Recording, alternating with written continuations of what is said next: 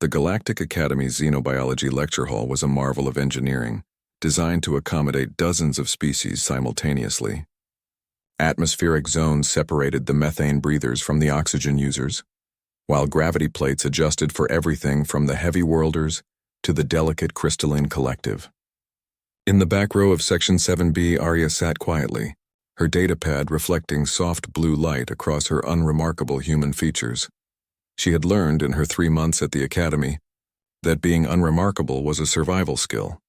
Humans were new to the galactic community, barely a decade since first contact. They were the curiosity species, the ones everyone wanted to study but few wanted to befriend, too fragile for the warriors, too slow for the traders, too short-lived for the scholars. Arya had heard all the whispers. She kept her head down, took her notes, and tried not to draw attention. The cubs sat in the row ahead of her. They were Karvathi, apex predators from a death world that made Earth look like a vacation resort. Six-limbed, scaled, with ridge-lined backs and eyes that could track a heartbeat from across a room.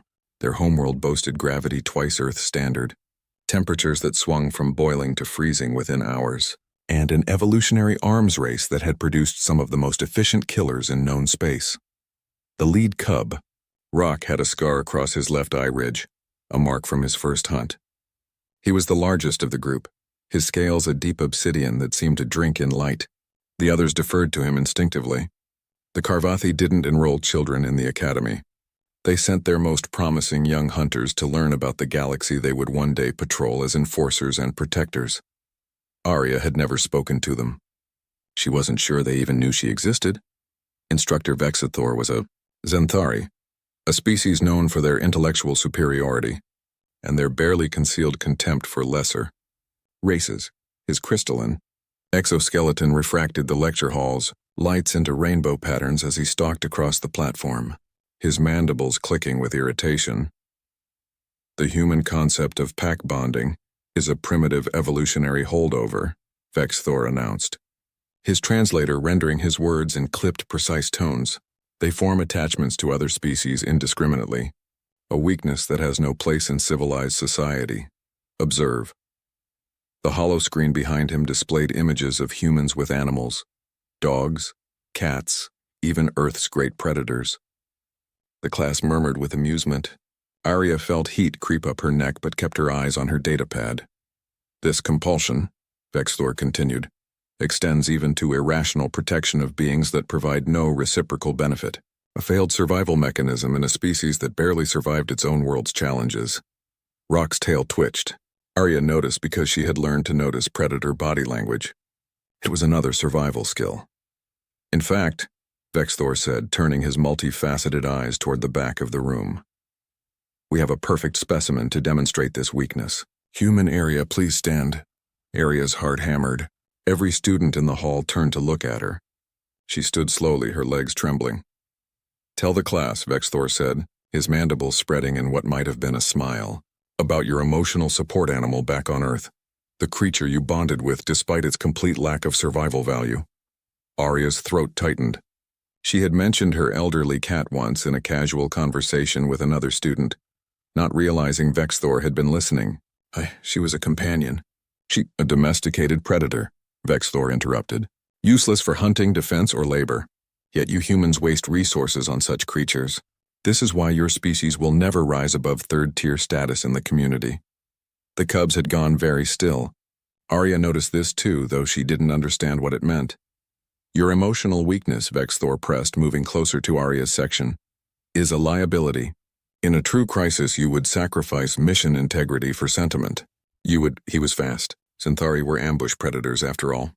His bladed forelimb shot out toward Arya's face, stopping just millimeters from her eye. She flinched back, a gasp escaping her lips. The room erupted. Rock moved first. One moment he was seated.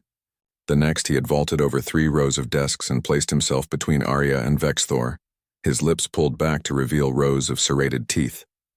His packmates followed instantly, forming a defensive semicircle around her position. Their claws extended, their pupils dilated, and a low, harmonic growl emerged from their throats, the sound Karvathi made before a killing strike. Stand down, Vexthor shrieked, his crystalline body flashing alarm colors. This was a demonstration of You threatened Pack, Rock snarled, his translator barely keeping pace with the intensity of his words. You raised weapon against Protected. Protected? She's not your— She sits with us.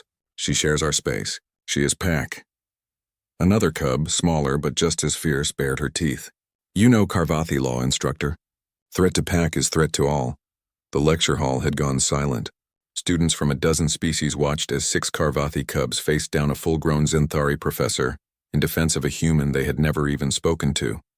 Arya stood frozen, her mind struggling to process what was happening. They were defending her. The apex predators, the Death World hunters, had claimed her as Pack.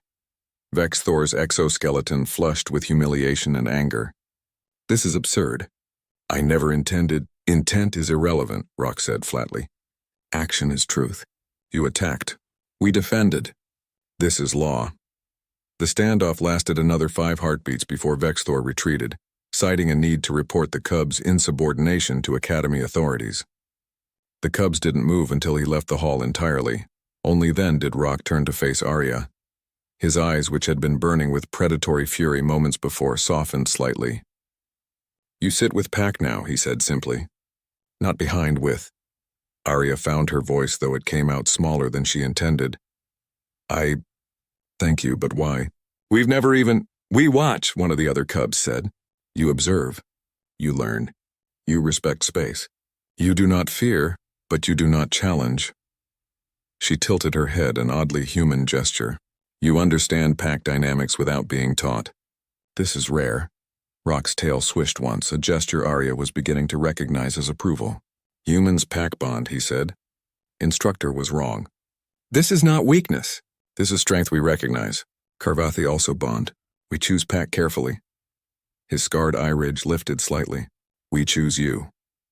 As Arya gathered her things and moved to sit among the cubs, among her new Pack, she felt something shift in her chest.